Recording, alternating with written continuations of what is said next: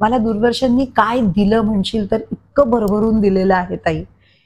अशी अशी माणसं ग, ज्यांना खऱ्या अर्थाने आपण असं म्हणतो ना की फक्त महाराष्ट्र राज्याचं नाही तर आपल्या राज्यासोबत आपल्या देशाचं नाव कुठल्याही क्षितिजावरती अत्यंत काय म्हणू आपण ओजस्वी करणारी जी व्यक्तिमत्व आहेत ना, अशी व्यक्तिमत्व समोर बसली होती ग. शाळेची सुरुवात ही थोडीशी म्हणजे ज्या पद्धतीचं नामस्मरण आवडत असेल त्यांनी झाली पाहिजे, अंतर्मुखून झाली पाहिजे, मेडिटेशननी झाली पाहिजे. कारण आजच्या जगामध्ये जेव्हा आपली मुलं किंवा ही पिढी ग्लोबल सिटिझन्स आहेत त्यावेळेला तणावाचं जे ओझं आहे ते म्हणजे आपण कल्पना नाही ग करू शकत की कुठल्या कोणातनं तणाव त्यांच्याकडे येतोय किंवा अंतर्मनापर्यंत झिरपतोय आणि वागण्यामध्ये परिवर्तित होतोय. हे त्यांनाही आपल्याला कळत नाही. आप मुझे अच्छे लगदे लगे करताना ऋतिक रोशन नॅशनल सेन्सेशन झाले होते. म्हणजे आम्ही मेहबूब स्टुडिओमध्ये शूट करत होतो आणि मेहबूब मध्ये ना शॉर्ट सर्किट झालं, पूर्णच ते काहीतरी मेनच त्यांचं जळून गेलं. आता दुसऱ्या व्हॅनिटीज येईपर्यंत, व्हॅनिटीज येणारच होत्या ऑब्व्हियसली, पण त्या येईपर्यंत माणसं बाहेरच बसलेली होती आणि मला ईश्वरीला नर्स करण्याची वेळ झाली होती कारण ती माझ्या बरोबर यायची. तर ही वॉज सो स्वीट. ते म्हणाले की माझी व्हॅन आहे ना, बसा ना तिथे, it is not right, I will wait outside. मला खूप, आय वॉज रिअली टच्ड.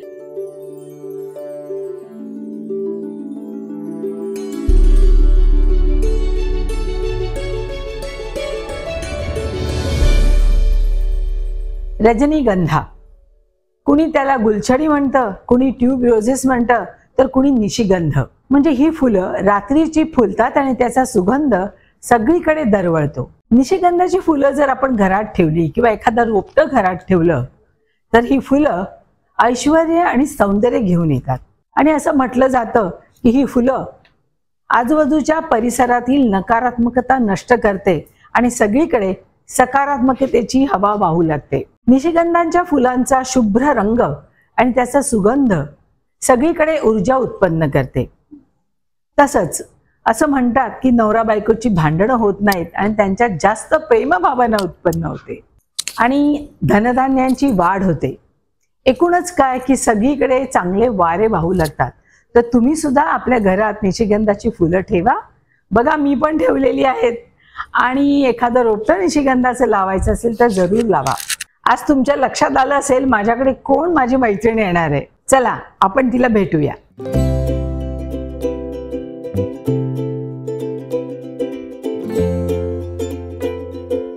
ये.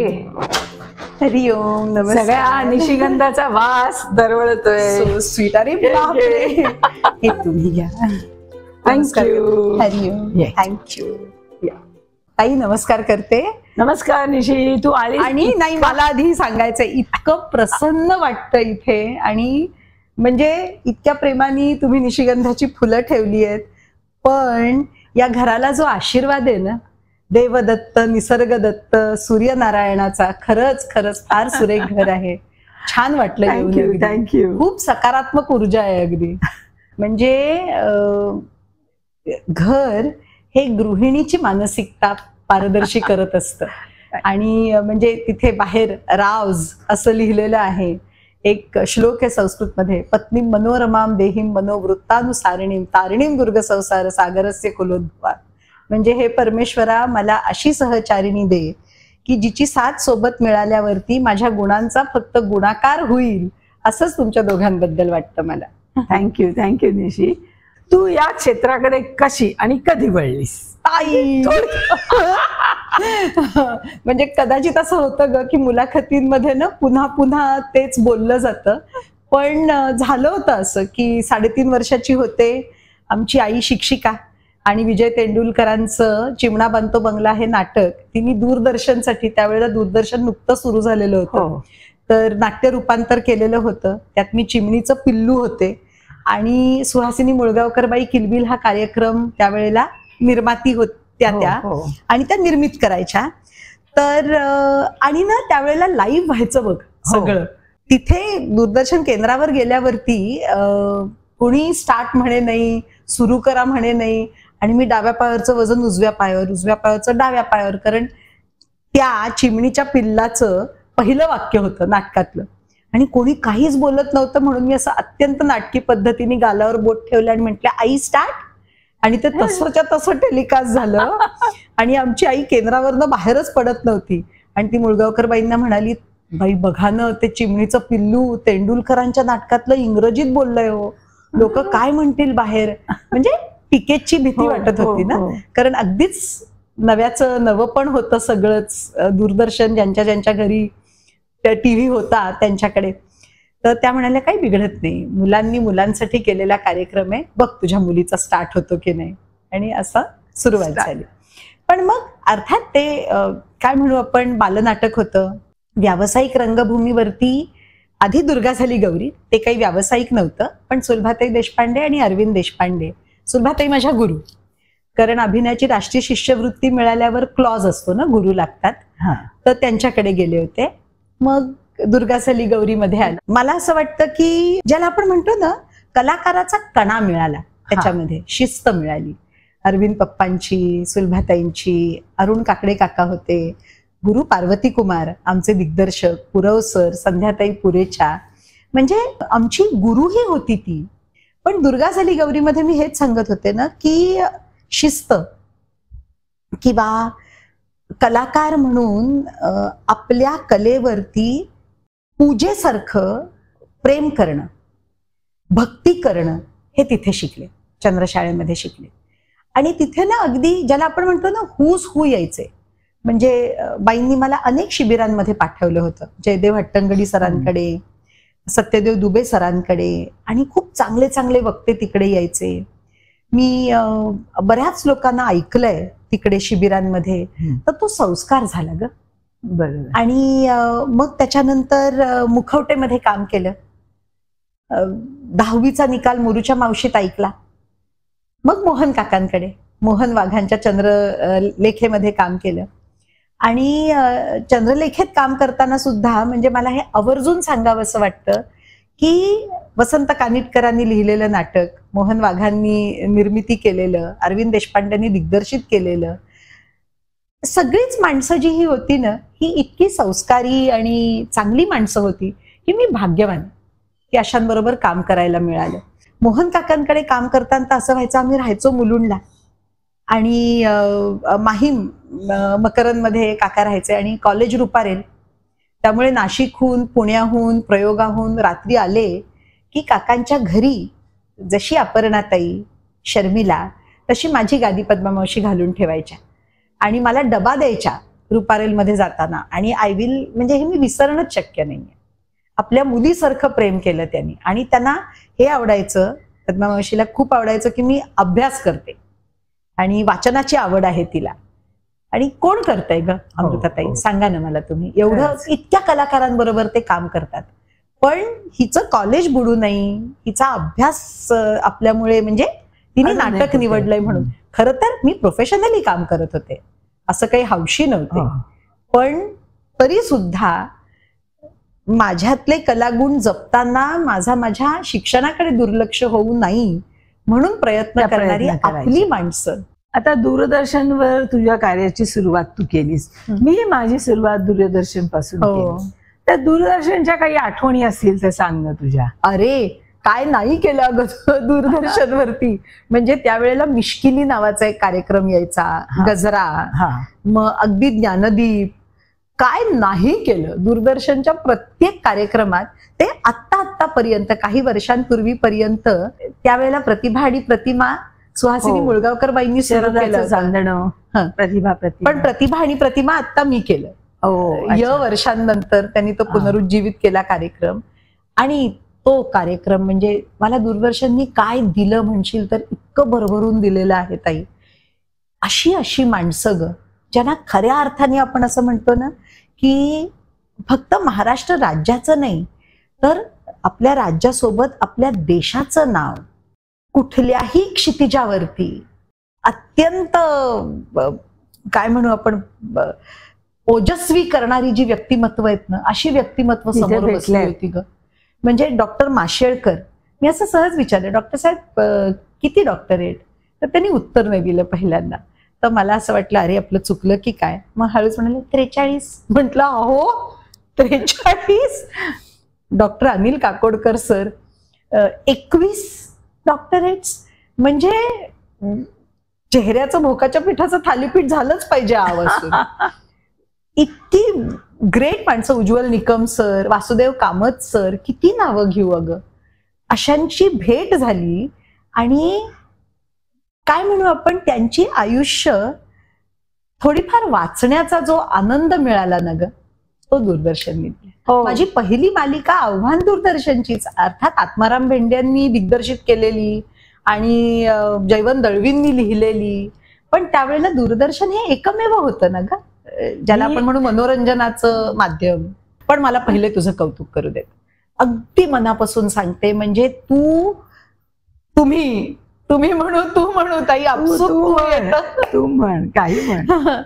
म्हणजे ज्या वेळेला तो राष्ट्रीय सन्मान तुम्ही स्वीकारत होतात आणि असं भरून आलं ग, मनापासून भरून आलं. इतकी सुरेख दिसत होतीस त्या नऊवारी साडीत, ती नथ, तो मराठमोळा बाज आणि तो गौरव महामहिम राष्ट्रपतींच्या हस्ते स्वीकारताना फार आनंद झाला बघून. श्यामची आईसाठी जे तुला आता मिळाला राष्ट्रीय पुरस्कार, खरं तर मी तुझी मुलाखत घ्यायला पाहिजे आज. माहिती आपण गप्पा मारतो मुलाखत नाही, गप्पा मारतोय. अगदी अगदी अगदी, नाही का. आता तू मगाशी म्हणाली रुपारेल कॉलेजमध्ये, मी सुद्धा रुपारेलचीच आहे. हो ना. तर मला आता सांग, कॉलेज मधल्या तुझ्या काही गमती जमती? अरे वसूल, रुपारेल हा काय म्हणू आपण, एक कप्पा आठवणींचा जो इतका भरघोस आठवणींनी भरलेला आहे आणि इतका श्रीमंत कोपरा आहे तो माझ्या आठवणींचा. म्हणजे 2-3 गमती सांगते हा तुला. एकतर आमचे प्राचार्य अशोक प्रधान सर, आता देवाज्ञा झाली आहे त्यांना, पण त्यांनी इतक्या मुलांचं भलं केलंय ना. माझ्यासारखी कितीतरी जण जी या क्षेत्रात आहेत किंवा इतरही लोकाभिमुख क्षेत्रामध्ये आहेत, त्यांचं शिक्षण त्यांच्यापासून दूर जाऊ नये म्हणून मी त्यांच्या केबिनमध्ये बसून पेपर लिहायचे. तसंच इतरही लिहित असतील. आणि मग एकदा मुलं पेपरला गेली की आम्ही आपापल्या कामाला बाहेर जायचो, पण प्रयोग असायचा नाटकाचा वगैरे आणि ती वेळ जमायची नाही म्हणून. किंवा तुला गंमत सांगते, 11वी-12वी मध्ये मी जर्मन घेतलं होतं. आता मार्क पडतात ना ऑब्जेक्टिव्ह भाषेला, आणि त्याचा मला फायदा झाला. कारण ज्यांनी पूर्ण मराठी किंवा हिंदी घेतलं असेल त्यांना 80-82 मिळवणं खूप बरोबर, पण फॉरेन लँग्वेज असल्यामुळे ते थोडं ऑब्जेक्टिव्ह असतं ना. छान मार्क पडले होते आणि बोर्डात येऊ शकले त्यामुळे, असं मला खरंच वाटतं. कारण अचानक तुमचे असे 2-3 टक्के वाढतात ना. तर गंमत म्हणून सांगते की मग फर्स्ट इयरला असताना मराठी घेतलं, कारण मग जर्मन संपलं, फॉरेन लँग्वेज फक्त 11वी FYJC आणि SYJC. मग फर्स्ट इयरला असताना मराठी घेतलं, संपूर्ण मराठी. बरं, शिक्षण इंग्रजी माध्यमात झालेलं, घरचं वातावरण पूर्णतः मराठी. कारण आई माझी म्हणजे तिचा उत्स्फूर्त श्वास हा साहित्याचा, म्हणजे ती नेहमी म्हणते जे सहहितात लिहिलं जातं ते साहित्य. म्हणजे तर गंमत म्हणून सांगते की पूर्ण मराठी घेतल्यावरती मला असं वाटलं अरे टेक्स्टबुक काय आहे, टेक्स्टबुक काय आहे असं विचारत फिरत होते मी. तर नंतर मला कळलं बोर्डावर लावलंय, मला असं वाटतं कोवळी उन्ह तेंडुलकरांचं आणि जिप्सी पाडगावकरांचं असं लावलंय. म्हटलं यार असं लावतात पुस्तकं, आणि मग then how do you go about it. तर ते म्हणाले असंच असतं मराठी हायर लेवल, त्याचाच अभ्यास करायचा असतो. पहिली परीक्षा आमची ती जी क्वार्टरली येते ना आपली पहिली, ती परीक्षा आली आणि मला असं वाटलं झालं आपण खल्लास या परीक्षेमध्ये. काय आयुष्यात कधी लाल रेष आली नाही खालती, आणि इतकी धाकधूक होती माहिती. आणि पणशीकर मॅडम होते आम्हाला. तर मी स्टाफ रूम मध्ये सारखी रुंजी घालत होते, बाई कोणी नापास झालंय का सांगा ना, कोणी नापास झालंय का सांगा ना. तर त्या मजा घेत होत्या. आणि मग त्याच्यानंतर तुला सांगते निकाल जाहीर केला त्यांनी वर्गामध्ये, सगळ्यांचे पेपर दिले, माझा पेपरच दिला नाही. तर म्हटलं झालं खलास, आज म्हणजे आई जेवण वाढणार नाही मराठीत जर फेल झाले तर. आणि मग त्याच्यानंतर त्यांनी सांगितलं वर्गात पहिली आली आहे निशिगंधा. आणि आय वॉज जॉ ड्रॉप. म्हणजे मला असं वाटलं कसं झालं हे. पण कसं होतं ग ताई, मुळात होतं तुझ्याकडे पहिलं प्रेम मराठी होतं ना ग.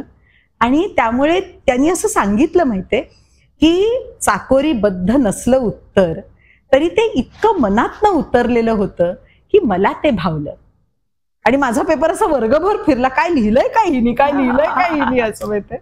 मजा. मला ना निशी तुझ्या आईविषयी जास्त तुझ्याकडून ऐकायला आवडेल. हो. आणि माझ्या जो प्रेक्षक वर्ग आहे त्यांनाही खूप आवडेल. तर प्रथम मला तुझ्या आईविषयी सर्व माहिती सांग. आईनं ताईची आणि माझी पहिली सखी झाली. आणि हे तिचं खूप मोठं यश आहे की आई तर आहेच, म्हणजे आत्म्याचा ईश्वराचा. जे ईश्वर माझ्यासाठी पूर्ण करू शकला नाही ते इहलोकी जिनी केलं ती आई. ते प्रत्येकासाठी तितकंच सत्य आहे.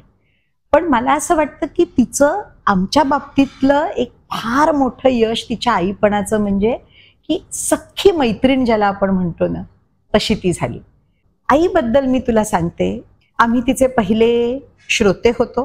कारण वाचक व्हायलाही मराठी वाचायला तर यायला हवं होतं ना. अगदी लहानपणापासून तिने लिहिलेल्या गोष्टी माझ्या माहेरीनं म्हणजे दरवाजा उघडल्या उघडल्या जिना होता, तुझा आतमध्ये आमचा आल्या आल्या होता माहेरी. तर त्या जिन्यावरती बसून आम्ही तिच्या गोष्टी ऐकायचो. आधी तिच्या एका कादंबरीचा शेवट मी तिला बदलायला लावला होता रडून. कारण अतोल नावाची तिची एक कादंबरी होती, त्याच्यामध्ये ती आई त्या मुलाला सोडून जाते शेवटी, असं काहीतरी होतं. आणि मी रडून गोंधळ घातला, नाही ती नाही जाता कामा सोडून. कारण ती भावना कुठेतरी अजून पेलवत नव्हती ग लहान मनाला.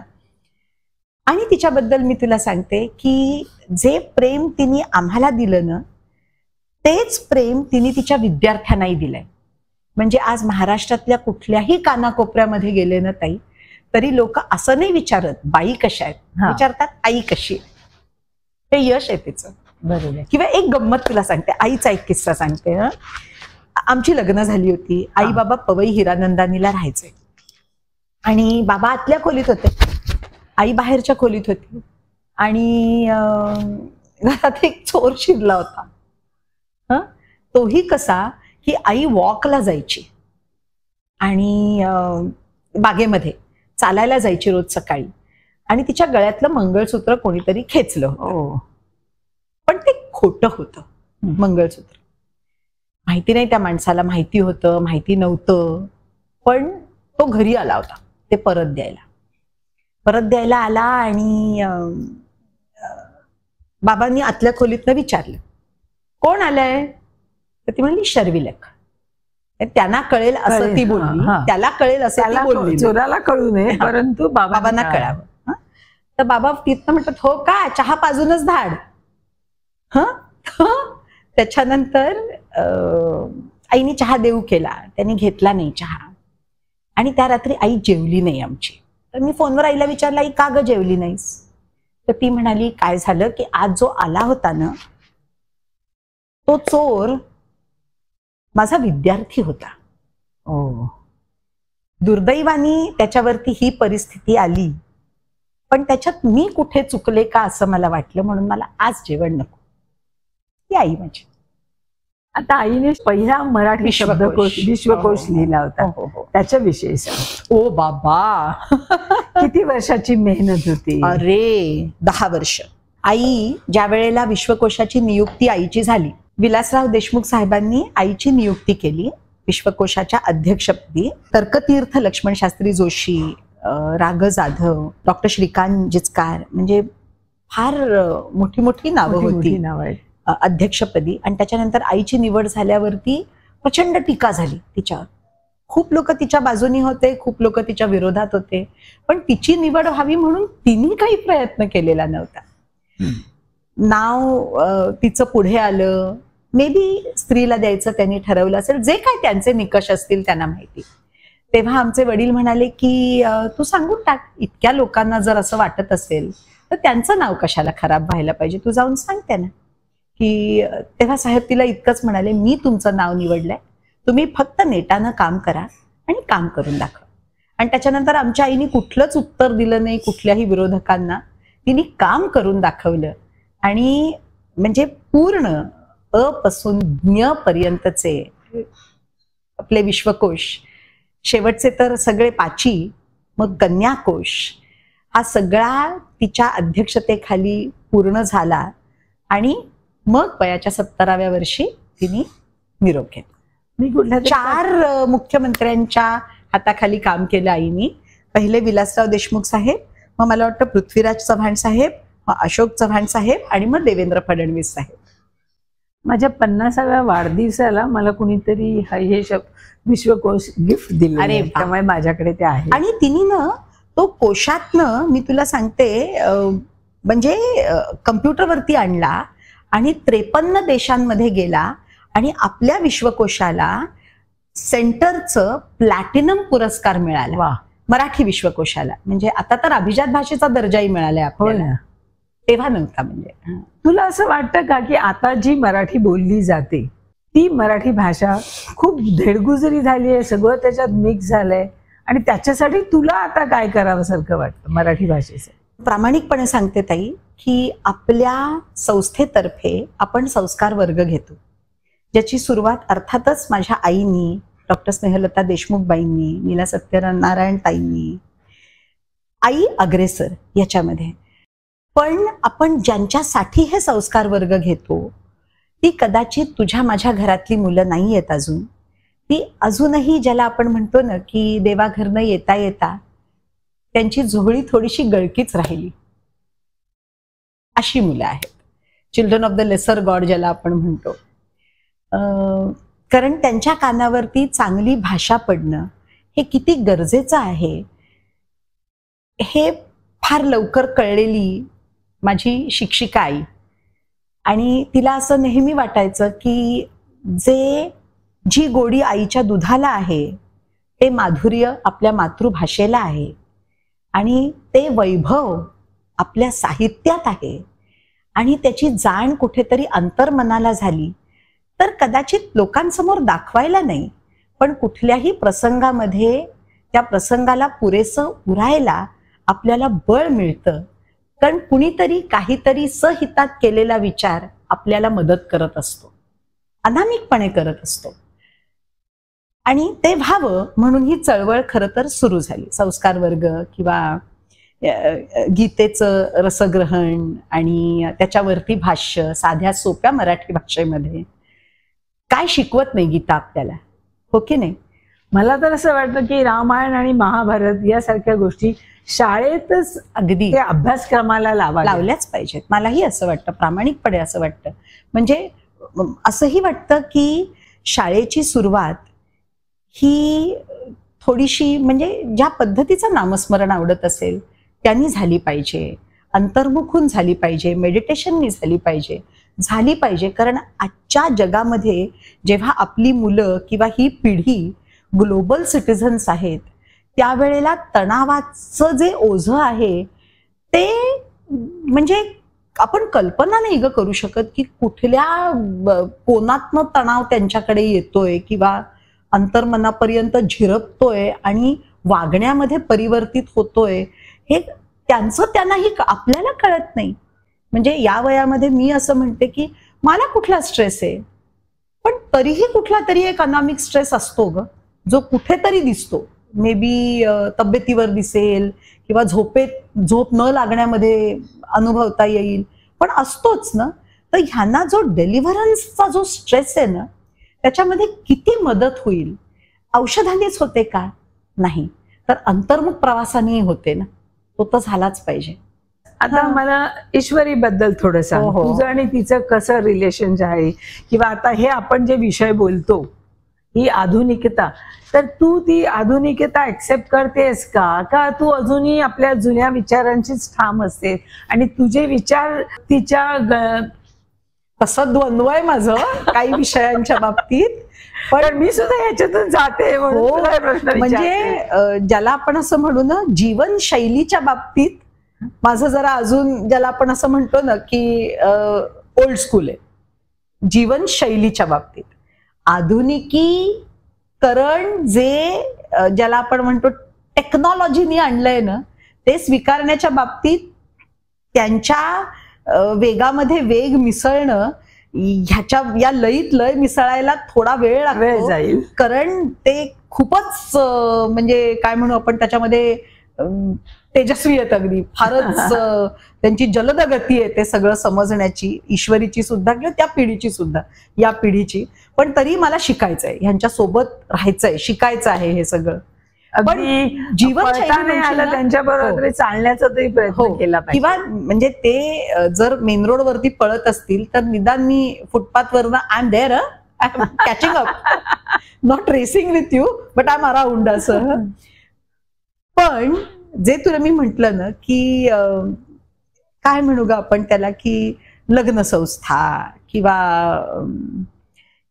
एकत्र कुटुंब किंवा आजी आजोबांचं करणं किंवा त्यांच्याबरोबर राहणं, त्यांच्याबरोबर वेळ घालवणं, या पिढीकडनं तेवढा वेळ नाहीये. किंवा या पिढीचं ना विचार थोडे आपल्यापेक्षा वेगळे आहेत. म्हणजे मूल होऊ देणं, बऱ्याच गोष्टीत म्हणजे असं नुसतंच उसवून सगळे धागे बोलतीये मी, त्या बाबतीत कदाचित आपली अगदी परीट घडी होती. आईने केलं, आजीने केलं, तसं मी केलं, माझी मुलगी तसंच चाकोरीबद्ध जीवन होतं कमी अधिक प्रमाणामध्ये. किंवा जोडीदार निवडताना निकष इतके काही आपले टोकेरी नव्हते. ईश्वरी सुद्धा देवदयेनं, पांडुरंगाच्या कृपेनं बुद्धिमान मुलगी आहे. तिने पॉलिटिकल सायन्स आणि इंटरनॅशनल रिलेशन्स हे घेतलेलं होतं.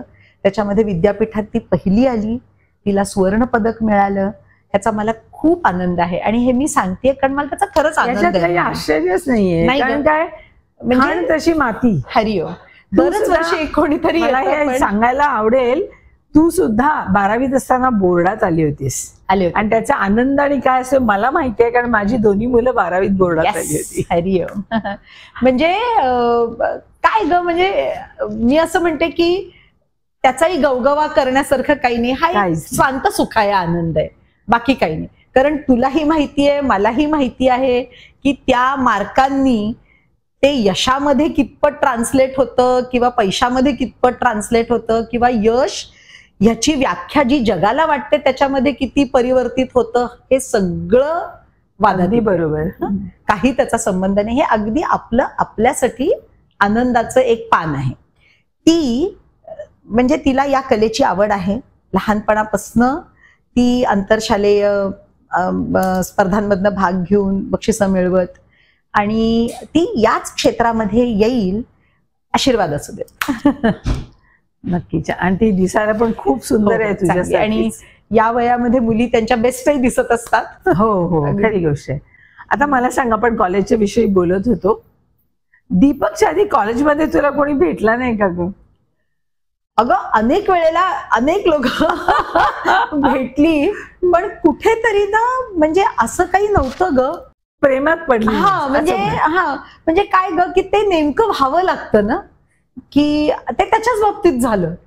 आणि मग तोही थांबला माझ्यासाठी 3 वर्ष, कारण त्यांनी प्रपोज केलं. त्याच्यानंतर त्यावेळेला मला MA करायचं होतं आणि चित्रपटात अगदीच नवीन होते आणि 20-21 वर्षाचीच होते. तर मग 23व्या वर्षी आम्ही लग्न केलं. असं. आता चित्रपट, नाटक, मी म्हणणार नाही की तुला काय आवडतं, चित्रपट, नाटक की सिरियल, या तिघांमधला फरक काय हे मला तू सांग. हे माझं नाहीये हे उत्तर, हे मला शिकवलेलं उत्तर आहे.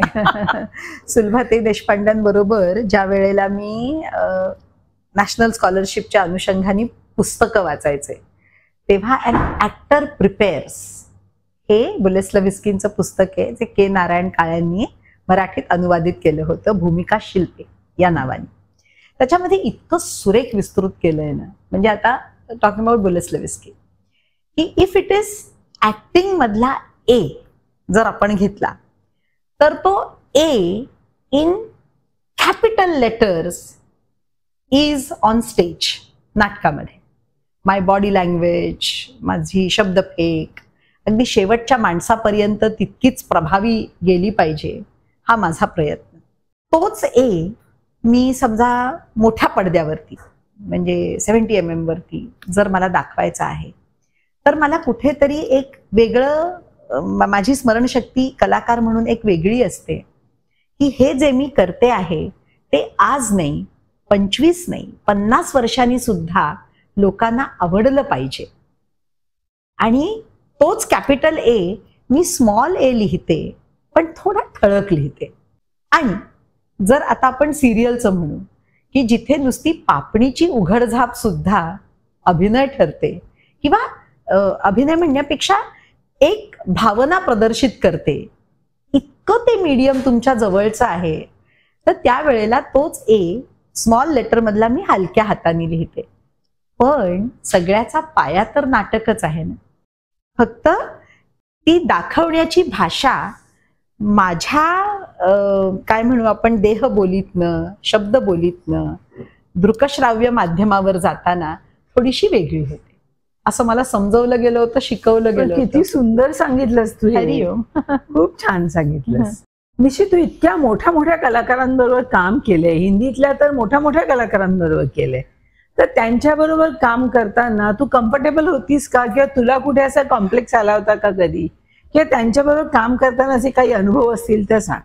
खरंच भाग्यवान आहे, म्हणजे पांडुरंगाची अक्षय कृपा आहे की खूप चांगल्या दिग्दर्शकांबरोबर, कलाकारांबरोबर काम करता आलं. आणि हिंदीमध्ये पण म्हणजे एक चित्रपट होता आप मुझे अच्छे लगने लगे.